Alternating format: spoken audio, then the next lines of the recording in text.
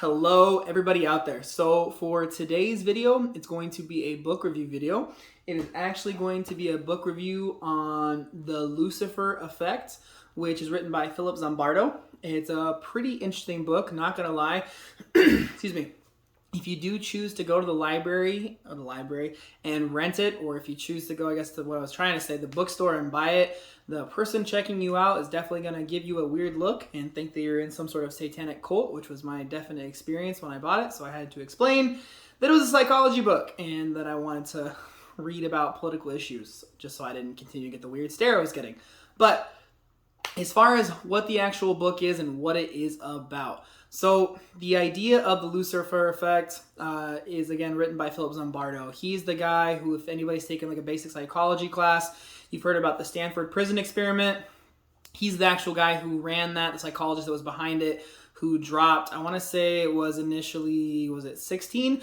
16 guys from college age and a little bit above into a makeshift prison in the basement of the Stanford psychology department.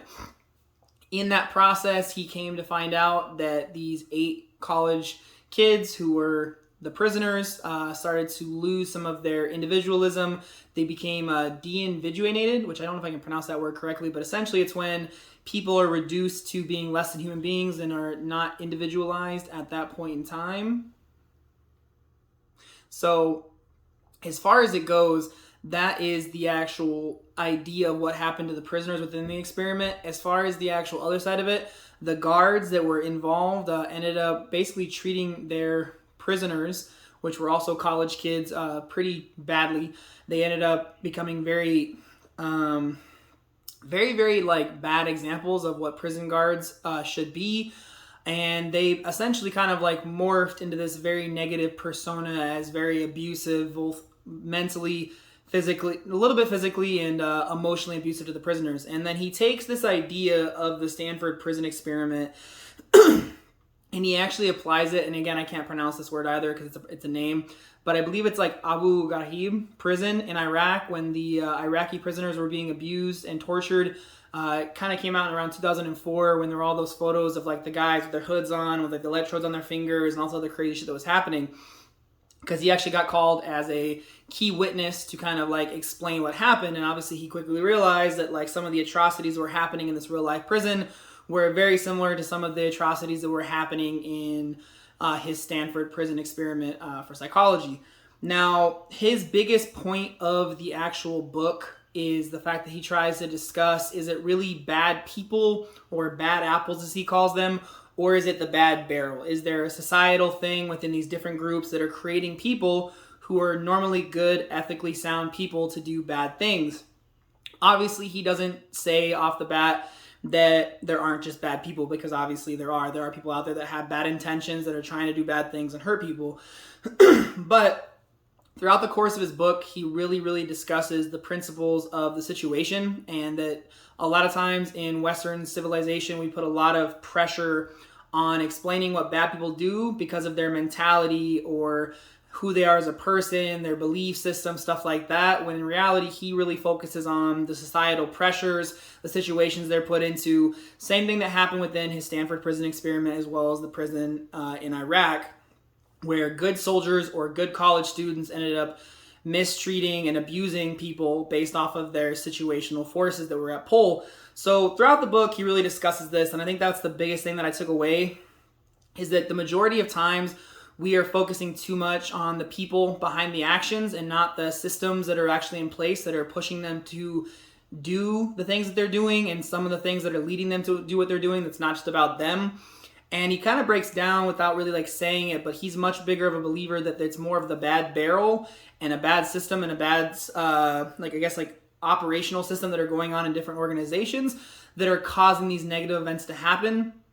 I think one other big thing that he really discusses in the book that I really like, that I think is very applicable for everybody, is he discusses like the nature of evil and understanding that any single person is capable of the most evil, heinous stuff in the entire world at any given point in time.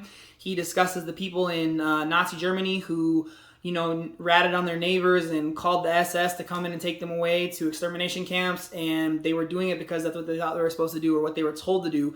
And essentially speaking, he discusses the idea that if you don't recognize that you can do some pretty fucked up shit, then you're going to put yourself in a position where you're like, no, I would never do that. And then you're not aware of situational forces that may be pulling on you or pushing on you to do negative things, whether it's like in a big grand scale, like doing heinous stuff like Nazi Germany level, whether it's racism, whether it's other acts that you normally wouldn't do, but in that situation you did do. You're not putting yourself in a position to like see things fully.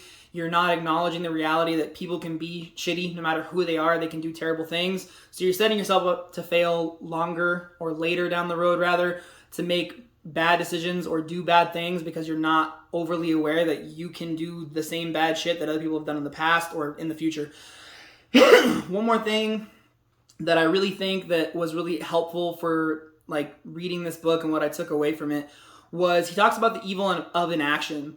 And he talks about the fact that within our society, there's a lot of times where we see things that are wrong, or again, like he references Nazi Germany a lot, where people knew what was going on was wrong, but they don't stand up, they don't say anything, they don't do anything, and therefore by not acting, people inherently are being evil or giving into or succumbing to evil because they're allowing bad things to happen without standing up for them. Excuse me, I'm gonna die apparently. And a lot of this also he references within the Stanford prison experiment, within the prison or prisons in Iraq, Nazi Germany, and lots of other things where he sits there and says, like, people didn't do anything. The good guards at these prisons didn't stop or say anything. The good soldiers didn't stop and say anything. Average people on the street, when they see some sort of crime happening, don't jump in and do anything to help the person having the crime committed against them. And these are all the evil of inaction, as he calls it. And so I think it's another really good thing to like hone in on, think about that when we're not standing up, whether it's physically, verbally, against bad things, things that we know are wrong, all we are doing is feeding into this evil system or evil act that's actually happening. The reason why I really read the book in the first place was I finished reading Malcolm X's autobiography. And, excuse me, I'm sorry. It was a recommended book as far as like similar ideas, and when I went into it, obviously a lot of things in there I didn't know, I hadn't read about. I had briefly read about the Stanford prison experiment, but I really did want to see like the things that are going on within our nation and like why is some of the things that are happening within regards to racism or police brutality, why are these things happening? How can we explain them? How can we change them? And I think that the biggest thing that I took away again is realizing that people can be in bad situations or have bad systems of power over top of them that are making them or pushing them to do inherently bad things, that it's not always about the person. And I really think that perspective is important, where when police or the military or some other group tries to use like the bad apple like analogy or scapegoat rather, we really have to re-examine like, are these people doing it because they're bad, evil people? Or is this happening because the system that's in place is inherently pushing them to do or coercing them to do or not supporting them enough in their roles to do these bad, negative, evil things? And I think it also goes back into kind of how it ties into racism and police brutality. Excuse me, is the evil of inaction, is when we see things, whether it's small things or big things. If we see, for example, a police officer verbally abusing somebody or yelling at someone or being excessively violent or using excessive force, whatever you want to call it, or we see someone making a racist comment or saying something that's fucked up that they shouldn't be saying about someone based on their race, age, gender, sex, whatever, and we don't say or do anything, we're feeding into this big cog of the machine that it continues to allow people to say or do racist things, for police to be violent, to be shitty. And again, it's not just based off that person being an evil person, even though that can be sometimes what it is, that people are just inherently being shitty and evil. But it's going to boil down to us needing to stand up for each other and for us trying to collectively stop negative, bad shit from happening for it to actually like change. He also has a big section at the end of the book talking about heroes and talking about like what being a hero is. I do think that some of that's a little bit arbitrary and a little bit played out as far as like how he breaks it all down. But I do think that he gives a lot of things that are helpful tips and pieces of information on how to view things for normal people to be heroes within our society or within things that matter to them. And again, it kind of comes back to that whole like realizing that that average people can do really bad shit depending on their situation, and realizing that it's not always just based off the person. and just them being inherently evil. As far as like the overall book, I definitely think it's something that a lot of people should take the time to read, especially if you're someone, so I guess it's kind of like the who should read this book section. But I feel like if you're someone who's interested in some of the things that go on in the military or that have gone on in the Middle East, if you're someone who's interested in some of the historical negative events that have happened, whether it's in Nazi Germany, in Africa, or other countries, if you're someone who is a political activist person who is part of like Black Lives Matter, All Lives Matter, if you're someone who's interested in police brutality, if you're really interested in understanding how these systems affect people, and some of the things that we need to like view and consider when things like these like crazy acts of like racism or brutality or just torture or abuse occur, and like how we need to view them, how we need to like challenge the systems that are in place, I really feel like it's a good book to get a lot of like great perspective on, to have a better idea of how things actually work and not how we want them to work or how we want them to believe to work. Because obviously it's very, very easy to use like this whole it's always the evil person like scapegoat in all these situations, and it's harder to like actually like evaluate systems that are in place that are inherently pushing people to do negative things or that are negatively impacting them enough to act in negative or violent ways. So I really think it's helpful for people that want to read about that or learn about that, or maybe you're just really interested in psychology. So I mean, if you're a psychology person or psychology major, it might be an interesting book for you to read as well. As far as like my overall thoughts on like the whole book as a whole, like just kind of breaking it down as far as like a ranking or a rating, I would say it's like a 4 out of 5. So it's pretty damn good. There are some parts though where he does kind of drone on a little bit. There are some parts where he repeats himself quite a bit. There are some parts where I don't feel like he really took into account that people might read this book who aren't psych students or psychology field people, because some of it's very, very broken down systematically, where it's kind of like redundant and not too interesting to read. But again, I do think it's a very interesting book. I also can tell you that I really feel like it's a powerful book to open up conversation about these things, because not only are you going to have like actual things that have occurred in like American or world history to draw on as far as for examples, as far as for giving you motivation to like speak up and do positive things, but also like if you tell someone like straight up you're reading the Lucifer Effect book, it is going to start and spark a conversation that I feel like needs to be had.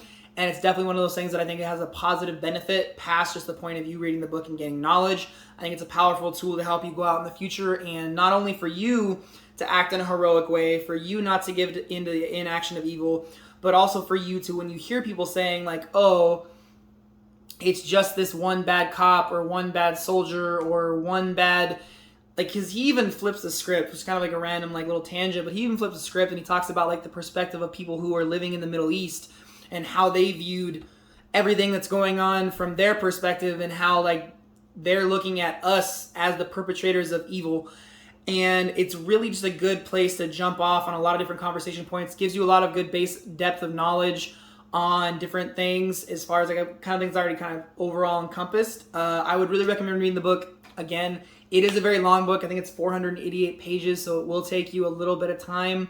I knocked it out pretty relatively quickly because for me, I really wanted to get to like the whole what's the point, what can I do, what do I need to like view things as, and so I really think again it's a very valuable book, but it will take you a little bit of time to read it. So overall, it's pretty much what I got for the actual video portion of this video. The idea of doing all these videos, even these random book reviews, is to help 100 million people, whether it's in small ways or big ways, like so brightening someone's day in like a big way, like improving their life, turning their life around, helping them figure out a better career path, whatever that may be, or maybe in the middle, improving their relationships, or just reading this book, giving you some perspective on things so that you can have more intellectual conversations and be able to impact change within, you know, our country of the United States and around the world as well. So that's kind of the general idea. 100 million people. Best way to do that is to share the content.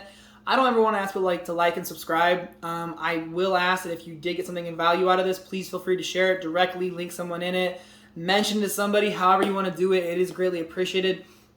If you do want to ask questions, get involved with the Greater Than movement, be involved in some of the projects we're doing, feel free to support in any way that you want to, any way that you see fit. It's greatly appreciated. Whatever that looks like for you, comments, questions, anything like that, ideas for future topics. ideas for future things that, like I said, you want me to talk about, or things that need to change, or things that we need to work on in our society or around the world to make better for people, is kind of like the whole name of the game. So if you want to be involved, feel free to reach out, ask questions, support however you want to support it. It's greatly, greatly appreciated. I do greatly appreciate everyone watching. I'm going to answer some live questions like I always do on Facebook Live as well as Twitch. So if you do want to ask questions about this topic or some other topic, you can either put it in the comments, you can watch it live, you can DM me on one of the social media platforms at the Greater Than Movement, pretty much everywhere you can find it. That's pretty much what I got, guys. So until next time, for all the YouTube friends, thank you guys for watching. Stay healthy and stay safe, guys. And remember, above all, be greater than. Have a great night, guys. Bye.